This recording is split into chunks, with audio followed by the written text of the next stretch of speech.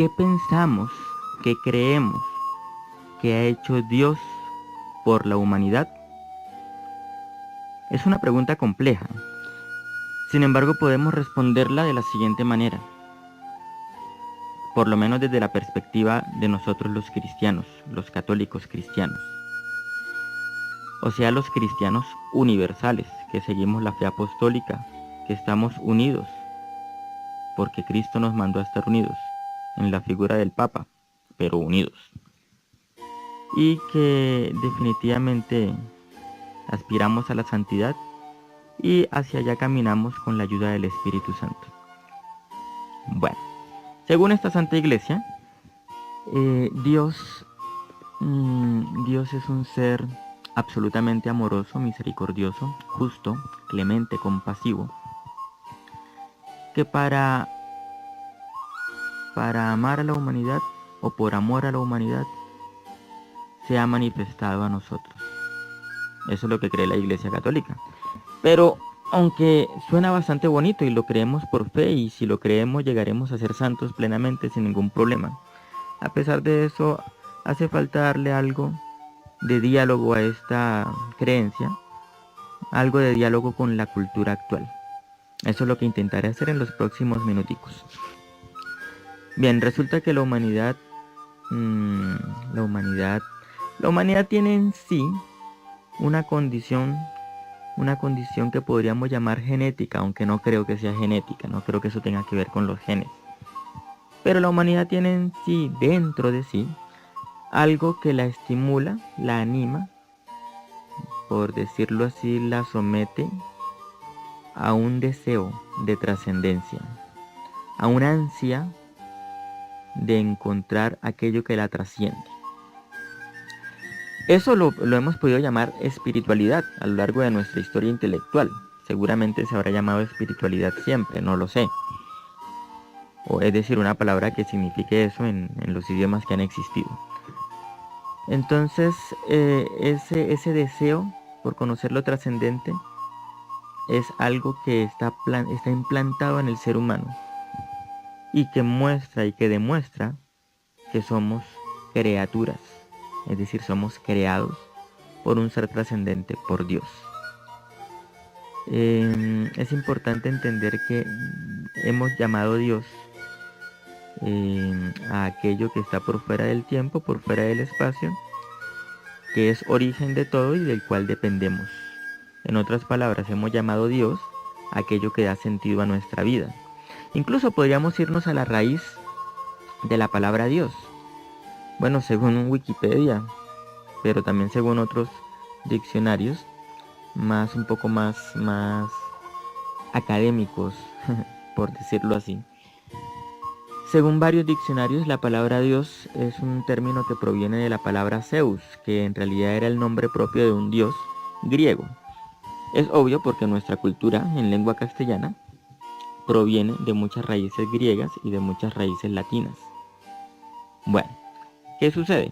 Sucede que la palabra Dios proviene de la palabra Zeus, pero antes de la palabra Zeus, esta palabra en griego se ha formado de otra palabra que no recuerdo cómo es su pronunciación. De hecho, no sé si alguien sepa cómo se pronunciaba, pero es una palabra indoeuropea, es decir, una palabra común en todas las lenguas en la mayoría de las lenguas que van entre Europa y la India, que es una zona cultural de la antigüedad. Ahora, esas lenguas tienen en común una raíz con la cual se construye la palabra Zeus. Esa raíz, seguramente los antropólogos y los lingüistas han descubierto el significado a partir de la comparación de las lenguas actuales de esa zona y de las lenguas muertas que todavía se conocen o se preservan de manera escrita. Y en la comparación se denota que la palabra de la cual proviene Zeus es una palabra que significa destello, a ver si recuerdo bien, significa como luz, como deslumbre, como bueno, es algo que tiene mucho que ver con la palabra trueno y que es como una de las características del dios Zeus, de los griegos. Entonces, digamos, un destello de luz, una cosa que ilumina mucho. Eso es la palabra Zeus. Y la palabra Dios es aquella que hace referencia a lo que pertenece a Zeus. Podríamos decir, ¿qué es lo que pertenece a Zeus? Pues sus poderes. ¿Qué le pertenece a Zeus? El hecho de ser el rey de los dioses. Entonces a Zeus pertenece el trono de los dioses. Eso es lo que significa la palabra Dios. La palabra Dios es aquello que aquello que está por encima de los dioses. Podríamos entenderla de esa manera y sería muy cristiana, muy judía, incluso una comprensión muy judía. Bueno, ese es el concepto de Dios, el concepto que significa aquello que le pertenece a Zeus y que para nosotros va a significar con el tiempo, con el cambio cultural, va a significar el ser que está por encima, el ser que está por encima de todo lo creado, o sea, el único y verdadero Dios. Muy bien, eso desde un análisis como histórico y etimológico, ¿cierto? Ahora, resulta que Dios, entonces, ¿cómo es que se ha relacionado con la humanidad? De la siguiente manera. En primer lugar, puso en nuestros corazones el deseo de verdad. De ahí el surgimiento de las ciencias y de la filosofía, en primer lugar.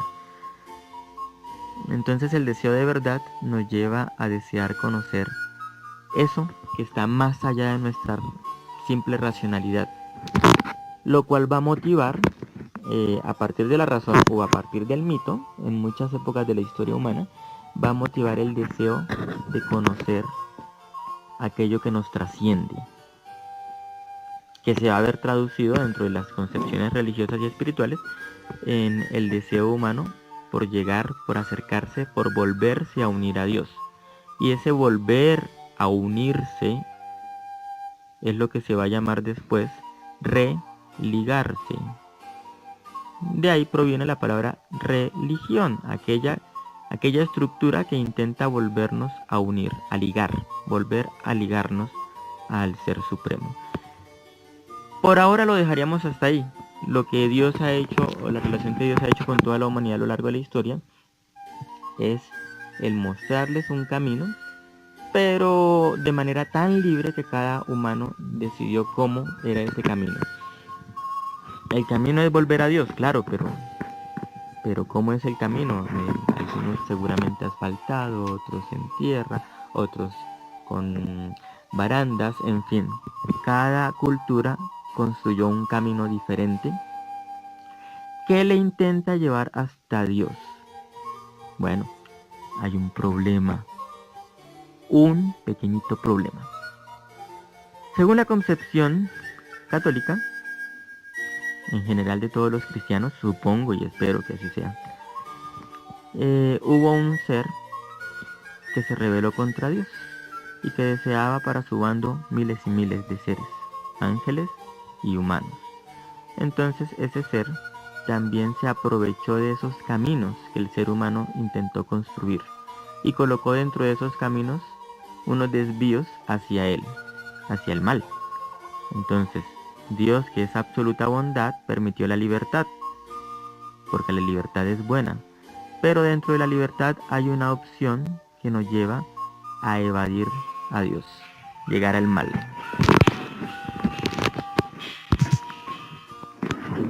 Bueno, retomando un poco, diríamos que Dios se ha manifestado a la humanidad, que se ha manifestado de dos maneras. Una, sí, para aclarar un poco eso, toca aclararlo.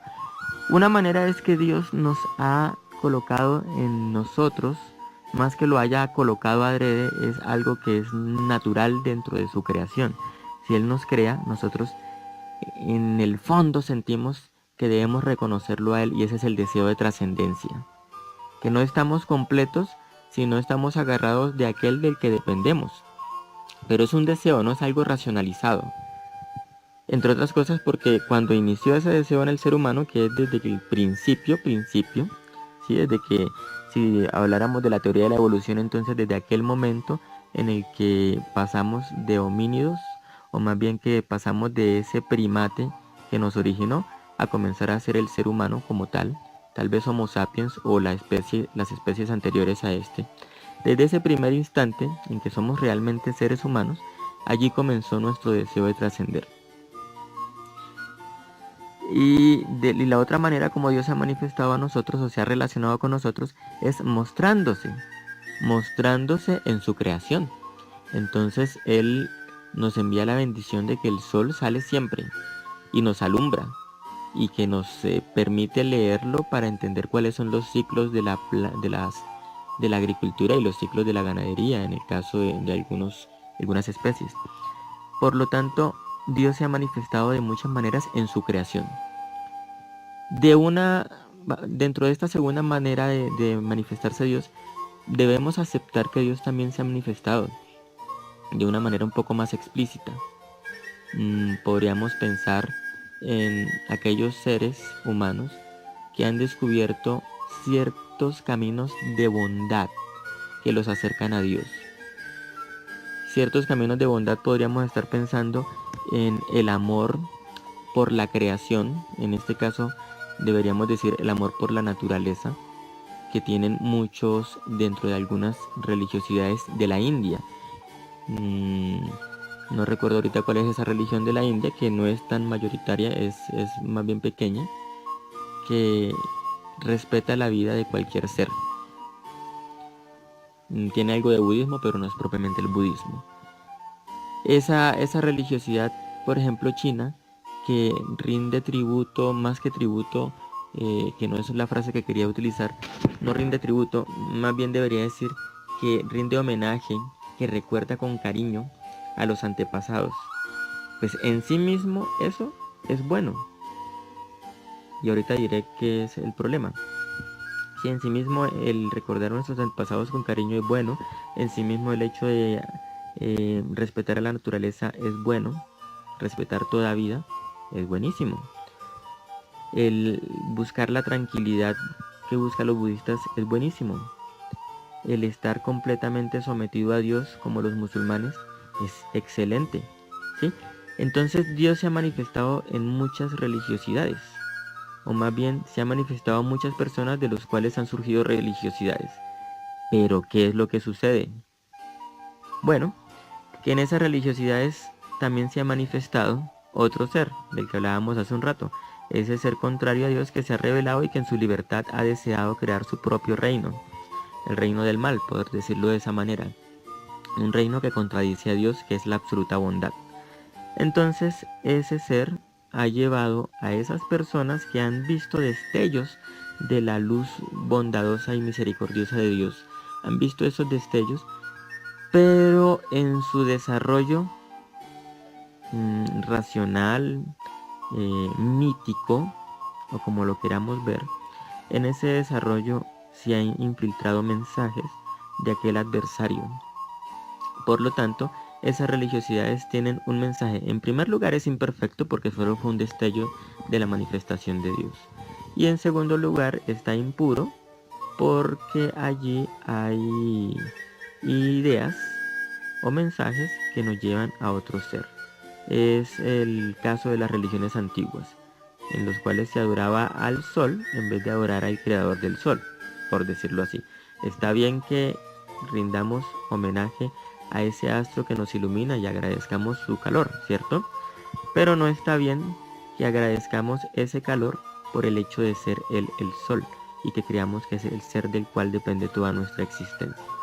Porque ese sol, sin Dios, tampoco existiría.